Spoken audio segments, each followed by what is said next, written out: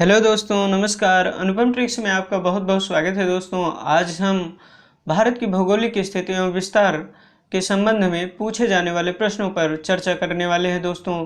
लेकिन उससे पहले हम आपको बता दें कि अगर आप भारत की भौगोलिक स्थिति एवं विस्तार के संबंध में विस्तृत जानकारी चाहते हैं, कॉन्सेप्ट को क्लियर करना चाहते हैं, तो आप हमारे चैनल के प्लेलिस्ट में जाके वहाँ पर भारत की भौगोलिक स्थिति एवं विस्तार नामक जो लेक्चर हमने प्रोवाइड कराया है उसको जाके देख सकते हैं दोस्तों। वहाँ से अपने सारे कॉन्सेप्ट क्लियर कर सकते हैं।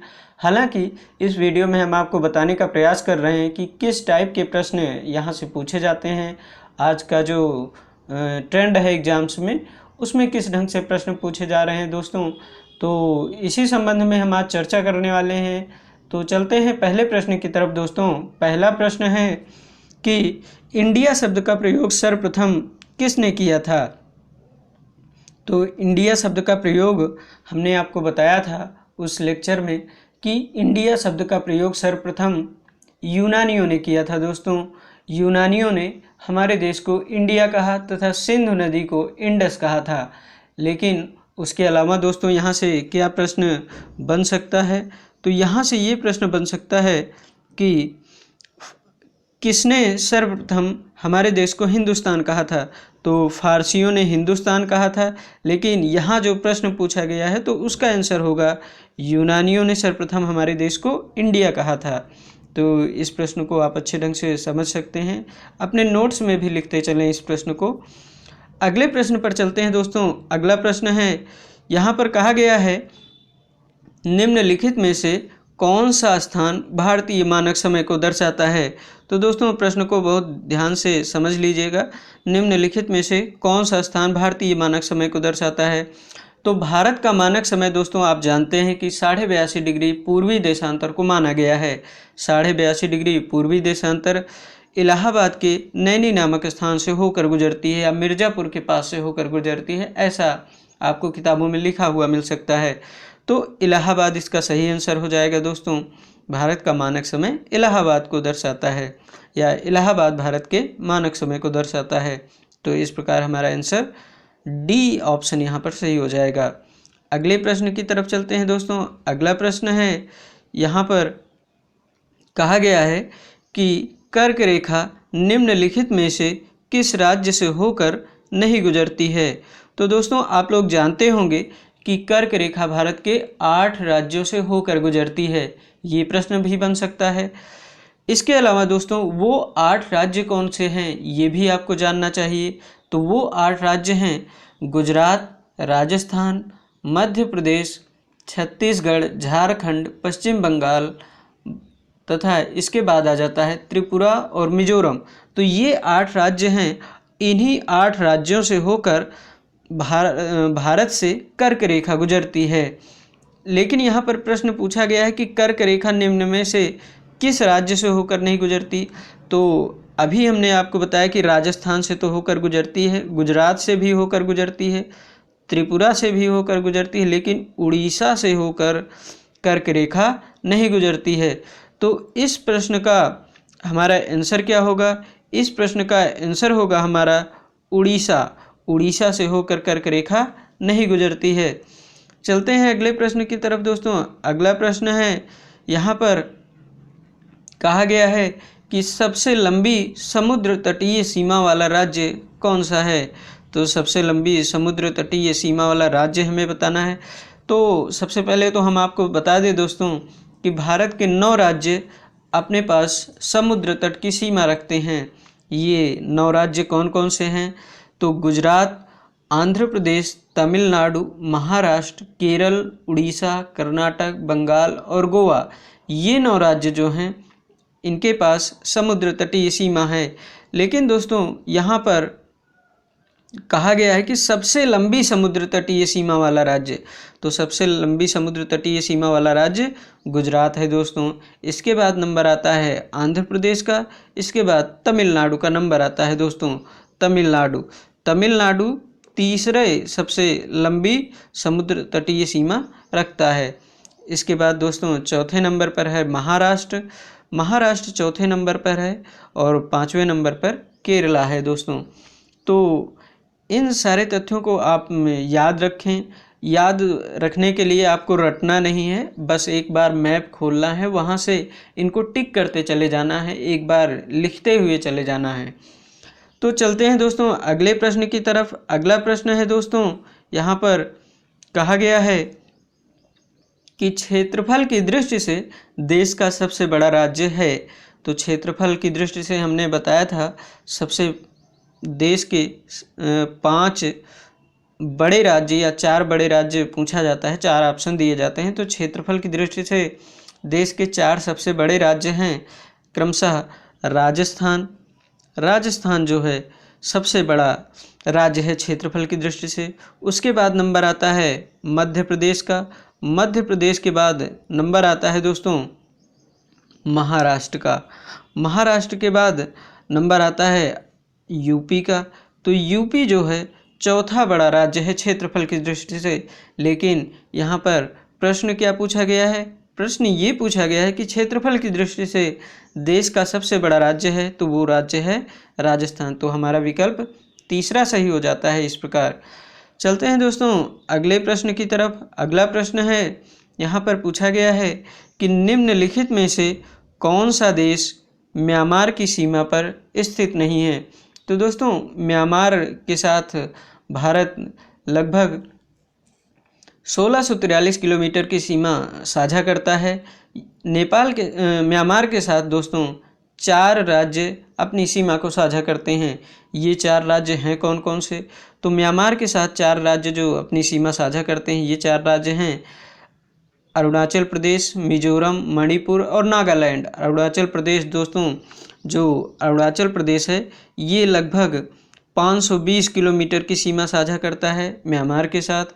इसके अलावा दोस्तों अगर बात करें मिजोरम जो है लगभग 510 किलोमीटर, मणिपुर 398 किलोमीटर तथा नागालैंड लगभग 215 किलोमीटर। ये आपको किलोमीटर नहीं याद रखना है, बस हम इसको समझने के लिए बता रहे हैं कि म्यांमार जो है म्यांमार की सीमा पर स्थित नहीं है दोस्तों। ये प्रश्न पूछा गया है।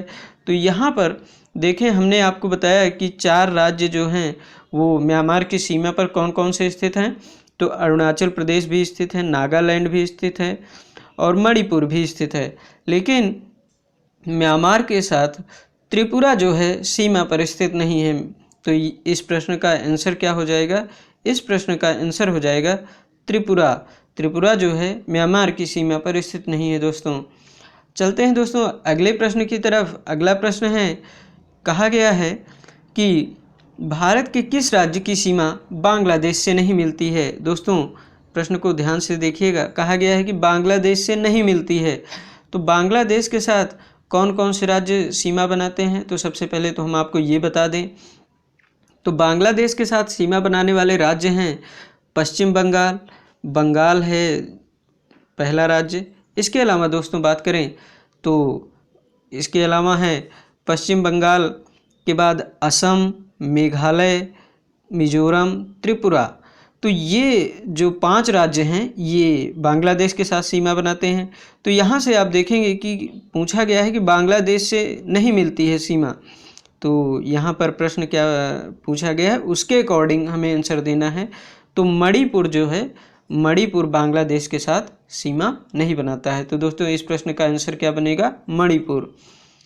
अगले प्रश्न की तरफ चलते हैं दोस्तों। अगला प्रश्न है, यहाँ पर कहा गया है कि निम्नलिखित में से कौन सा नगर कर्क रेखा पर स्थित है। तो दोस्तों अभी अभी हमने आपको बताया कि भारत के 8 राज्य जो हैं कर्क रेखा पर स्थित हैं। लेकिन यहाँ पर प्रश्न पूछा गया है कि नगर कौन सा कर्क रेखा पर स्थित है, निम्नलिखित में से कौन सा नगर कर्क रेखा पर स्थित है। तो दोस्तों भुज जो है ये कर्क रेखा पर स्थित नहीं है, तो भुज हमारा आंसर नहीं बनेगा। यहाँ पर भोपाल जो है ये कर्क रेखा के दक्षिण में स्थित है दोस्तों, दक्षिण में। और गांधीनगर जो है ये भी कर्क रेखा के दक्षिण में स्थित है। लेकिन ये बांसवाड़ा ज़िला जो है, बांसवाड़ा ज़िला ये राजस्थान का ज़िला है और यहाँ पर कर्क रेखा होकर गुजरती है यहाँ से। तो बांसवाड़ा ज़िले में ही माही नदी कर्क रेखा को 2 बार काटती है, एक बार ऐसे जाते हुए, एक बार वापस लौटते हुए। और कर्क रेखा ऐसे गई है तो एक बार जाते हुए काटती है माही नदी, एक बार लौटते हुए कर्क रेखा को काटती है। तो दोस्तों इस प्रश्न को याद रखिएगा। यहाँ से ऐसे प्रश्न पूछा जा सकता है दोस्तों, इसको रटना नहीं है। अब जाके मैप पे एक बार अगर फोकस कर लेंगे, देख लेंगे मैप पे बना के, तो वहाँ से आपको ज़िंदगी भर याद रहेगा और भूलेंगे नहीं दोस्तों। रटना नहीं है, इसको समझना है। चलते हैं दोस्तों अगले प्रश्न की तरफ। अगला प्रश्न है दोस्तों, नेपाल के साथ सीमा साझा करने वाले राज्यों का सही क्रम है। तो नेपाल के साथ कौन कौन से राज्य सीमा साझा करते हैं, सबसे पहले तो हम ये देख लेते हैं। तो नेपाल के साथ 5 राज्य सीमा साझा करते हैं। ये 5 राज्य हैं कौन कौन से? तो ये 5 राज्य हैं सिक्किम, ये 5 राज्य हैं दोस्तों। सिक्किम पहला राज्य है, इसके बाद यूपी, और इसके बाद अगर हम बात करें तो बिहार, बिहार के बाद बंगाल, बंगाल के बाद दोस्तों उत्तराखंड। ये 5 राज्य जो हैं नेपाल के साथ सीमा साझा करते हैं। तो यहाँ पर प्रश्न क्या पूछा गया है कि नेपाल के साथ सीमा साझा करने वाले राज्यों का सही क्रम है। तो यहाँ से देखेंगे दोस्तों, तो जो सिक्किम और बिहार है ये हमारा ऑप्शन सही हो जाएगा, क्योंकि सिक्किम और बिहार नेपाल के साथ सीमा साझा करते हैं। लेकिन नागालैंड नहीं करता है, ना ही छत्तीसगढ़ करता है, और ना ही असम करता है। नेपाल के साथ सीमा साझा नहीं करते हैं ये राज्य। सिक्किम और बिहार नेपाल के साथ सीमा साझा करते हैं। चलते हैं दोस्तों अगले प्रश्न की तरफ। अगला प्रश्न है दोस्तों, यहाँ पर पूछा गया है कि भारत का क्षेत्रफल की दृष्टि से सबसे छोटा राज्य कौन सा है। तो हम आपको बता दें दोस्तों कि गोवा जो है क्षेत्रफल की दृष्टि से सबसे छोटा राज्य है। उसके बाद नंबर आता है सिक्किम का, सिक्किम के बाद त्रिपुरा तीसरा सबसे छोटा राज्य है। तो दोस्तों इस प्रकार हमारा आंसर इस प्रश्न का कौन सा सही हो जाएगा? गोवा, गोवा सबसे छोटा राज्य है। चलते हैं अगले प्रश्न की तरफ। अगला प्रश्न है दोस्तों, पूछा गया है कि निम्न में से किस राज्य की सीमा से अधिकतम संख्या में अन्य राज्यों की सीमा मिलती है। तो दोस्तों बहुत महत्वपूर्ण प्रश्न है। तो इसका आंसर हो जाएगा दोस्तों उत्तर प्रदेश। उत्तर प्रदेश से 8 राज्य और 1 केंद्र शासित प्रदेश जो दिल्ली है उसकी सीमा साझा होती है। तो उत्तर प्रदेश के साथ कौन कौन से राज्य अपनी सीमा को साझा करते हैं तो उसको बता दें। तो उत्तर प्रदेश के साथ सीमा साझा करते हैं सबसे पहले तो उत्तराखंड, उत्तराखंड के बाद हिमाचल प्रदेश। ये सबसे महत्वपूर्ण है, क्योंकि लोग समझते हैं कि हिमाचल प्रदेश सीमा साझा नहीं करता है यूपी के साथ, लेकिन थोड़ी सी सीमा बनाता है हिमाचल प्रदेश। इसके बाद हरियाणा का नंबर आता है, हरियाणा के बाद आ जाता है राजस्थान, राजस्थान के बाद एमपी, एमपी के बाद छत्तीसगढ़, छत्तीसगढ़ के बाद झारखंड, और उसके बाद बिहार का नंबर आता है। तो दोस्तों इस प्रकार 8 राज्य अपनी सीमा को साझा करते हैं यूपी के साथ। उत्तर प्रदेश इस प्रश्न का आंसर हो जाएगा। अगले प्रश्न पर बात करते हैं दोस्तों। अगला प्रश्न है, कहा गया है कि भारत का उत्तरतम बिंदु है। तो हमने आपको बताया था कि भारत की आकृति चतुष्कोणीय है, तो 4 शीर्ष भी होंगे इस हिसाब से। तो सबसे उत्तरी बिंदु जो है ये है इंदिरा कॉल, जो कि इस प्रश्न का आंसर होगा। भारत का उत्तरतम बिंदु है इंदिरा कॉल। भारत का दक्षिणतम बिंदु है इंदिरा पॉइंट, इंदिरा पॉइंट भारत का दक्षिणतम बिंदु है। और इसके अलावा जो किबीथू है या कहीं कहीं वालांगू दिया जाता है, ये पूर्वोत्तम बिंदु है, भारत का सबसे पूर्वी बिंदु है। और सबसे पश्चिमी बिंदु जो कि गुजरात में है ये है सर क्रीक या गौर माता। तो दोस्तों इन सारे तथ्यों को आप लिख लें एक जगह पे। चलते हैं दोस्तों अगले प्रश्न की तरफ।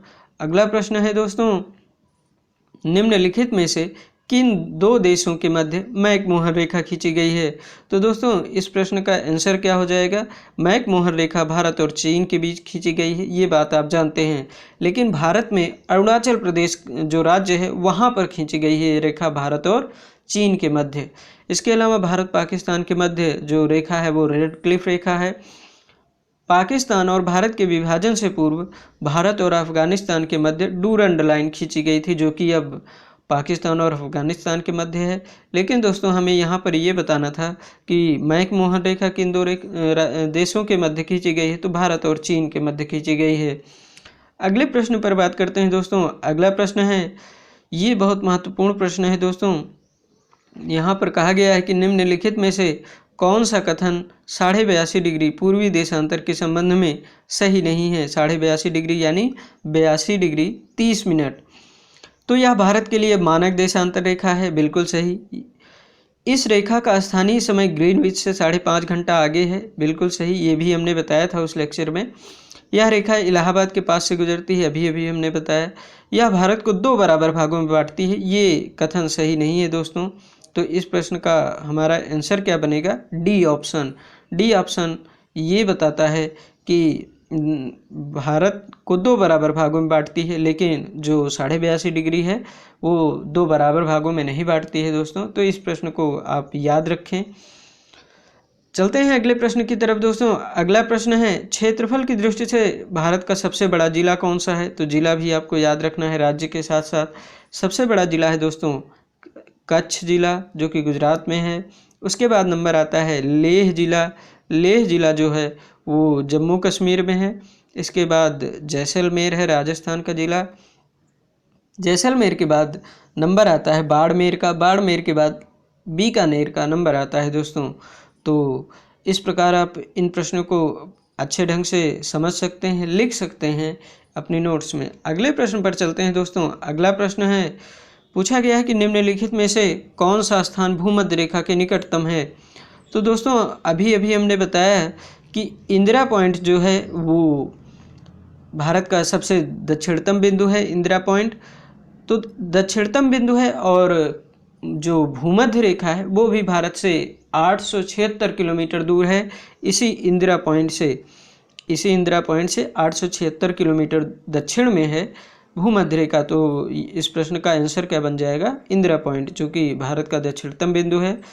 तो इसलिए पूछा गया है कि निम्न में से कौन सा स्थान भूमध्य रेखा के निकटतम है, तो हमारा आंसर बन जाएगा सी ऑप्शन, इंदिरा पॉइंट। चलते हैं अगले प्रश्न की तरफ दोस्तों। अगला प्रश्न है, निम्न में से कौन सा देश भारतीय उपमहाद्वीप के अंतर्गत नहीं आता है? दोस्तों ये बताना है आपको। तो दोस्तों हमने आपको बताया था कि भारतीय उपमहाद्वीप में 5 देश सम्मिलित हैं। ये 5 देश हैं कौन कौन से? तो भारत तो है ही है, पाकिस्तान, नेपाल, भूटान और बांग्लादेश शामिल हैं। तो नेपाल भी शामिल है, भूटान भी शामिल है, पाकिस्तान भी शामिल है, लेकिन श्रीलंका भारतीय उपमहाद्वीप में शामिल नहीं है। तो इस प्रश्न का आंसर हमारा क्या हो जाएगा? श्रीलंका। चलते हैं अगले प्रश्न की तरफ दोस्तों। अगला प्रश्न क्या कहता है कि भारत के किस राज्य की सीमा एक तरफ पाकिस्तान से दूसरी तरफ चाइना से मिलती है? तो दोस्तों अभी तो वो राज्य फिलहाल 2 केंद्र शासित प्रदेशों में विभाजित हो गया है। वो राज्य है जम्मू कश्मीर, जो एक तरफ पाकिस्तान से दूसरी तरफ चाइना से मिलती है। लेकिन आगे चलकर जम्मू कश्मीर फिर से राज्य में कन्वर्ट हो जाएगा, तो ये प्रश्न फिर से प्रासंगिक हो जाएगा। तो चलते हैं दोस्तों अगले प्रश्न की तरफ। अगला प्रश्न है दोस्तों, पूछा गया है कि निम्नलिखित राज्यों में से किसकी तटरेखा सबसे लंबी है? तो ये बताना है दोस्तों आपको। तो सबसे लंबी तटरेखा अभी अभी हमने बताया कि गुजरात की है। गुजरात के बाद है आंध्र प्रदेश की, आंध्र प्रदेश के बाद तमिलनाडु, तमिलनाडु के बाद है महाराष्ट्र और केरला। तो सबसे लंबी तटरेखा पूछा है तो वो है गुजरात। तो दोस्तों इनका क्रम भी आपको याद रखना है, कभी कभी अरेंज करने के लिए दे देता है कि क्रम से लगाइए इन राज्यों को। तो इन सारे प्रश्नों को आप एक जगह लिखते चलेंगे और जो तथ्य हम बता रहे हैं उसको भी लिखते चलेंगे। तो इस प्रश्न का हमारा आंसर बन जाएगा गुजरात राज्य जो है तटरेखा सबसे लंबी रखता है। तो चलते हैं दोस्तों अगले प्रश्न की तरफ। अगला प्रश्न है दोस्तों, भारतीय तटरेखा की कुल लंबाई कितनी है? ये प्रश्न है दोस्तों बहुत महत्वपूर्ण, क्योंकि भारतीय तटरेखा की कुल लंबाई जो है वो यहाँ से फैक्ट बन सकते हैं प्रश्न। तो सबसे पहले तो हम आपको बता दें कि भारतीय तटरेखा की कुल लंबाई यहाँ पर पूछा है। अगर मुख्य भूमि की बात करें तो 6100 किलोमीटर है मुख्य भूमि की तटरेखा की लंबाई, लेकिन अगर द्वीपों को भी मिला लें तो भारतीय तटरेखा की कुल लंबाई हो जाती है 7516 किलोमीटर, जो कि सी ऑप्शन में दे रखा है। तो 7516 किलोमीटर भारतीय तटरेखा की कुल लंबाई है। अगर भारतीय स्थलीय सीमा की कुल लंबाई पूछे तो 15200 है। अगर सिर्फ अंतर्राष्ट्रीय सीमा पूछ ले तो दोनों को ऐड कर देंगे दोस्तों, तो 15200 और 7516 किलोमीटर दोनों को जोड़ेंगे तो जो मान मिलेगा वो कुल लंबाई हो जाएगा। लेकिन यहाँ पर सिर्फ तट रेखा दिया है, तो तट रेखा जो है वो सबसे लंबी भारतीय तटरेखा की कुल लंबाई कौन सी है? वो है 7516 किलोमीटर। तो इस प्रश्न का हमारा आंसर सी हो जाएगा। अगले प्रश्न पर बात करते हैं दोस्तों। अगला प्रश्न है, निम्नलिखित में से किस राज्य समूह की सीमाएं बांग्लादेश से जुड़ी हैं? तो अभी अभी हमने बताया दोस्तों कि बांग्लादेश 5 राज्यों के साथ अपनी सीमा साझा करता है, बंगाल, असम, त्रिपुरा, मेघालय और मिजोरम। तो ये हमारा आंसर बन जाएगा। यहाँ पर ये पहला ऑप्शन क्यों गलत हो जाए, क्योंकि उड़ीसा के साथ नहीं बनाता है। दूसरा ऑप्शन क्यों गलत हो जाए, क्योंकि मणिपुर के साथ नहीं बनाता है। और चौथा ऑप्शन क्यों गलत हो जाएगा, क्योंकि हिमाचल प्रदेश के साथ सीमा नहीं बनाता है बांग्लादेश। अगले प्रश्न की तरफ चलते हैं दोस्तों। अगला प्रश्न है, यहाँ पर पूछा गया है कि निम्नलिखित में से कौन से 2 राज्य क्रमशः भारत के सबसे पूर्वी एवं सबसे पश्चिमी राज्य हैं? ये प्रश्न पूछा गया है दोस्तों। तो इसका आंसर क्या हो जाएगा? सबसे पूर्वी राज्य तो है अरुणाचल प्रदेश, सबसे पश्चिमी राज्य है गुजरात। तो डी ऑप्शन इसका सही हो जाएगा। अगले प्रश्न पर चलते हैं दोस्तों। अगला प्रश्न है, पूछा है कि भारत के कितने राज्यों के पास समुद्र तट है? तो ये प्रश्न एग्जाम्स में बार बार पूछे जाते हैं दोस्तों, तो इनको बहुत ध्यान से समझने की ज़रूरत है। भारत के कितने राज्यों के पास समुद्र तट है? तो हमने बताया था 9 राज्य।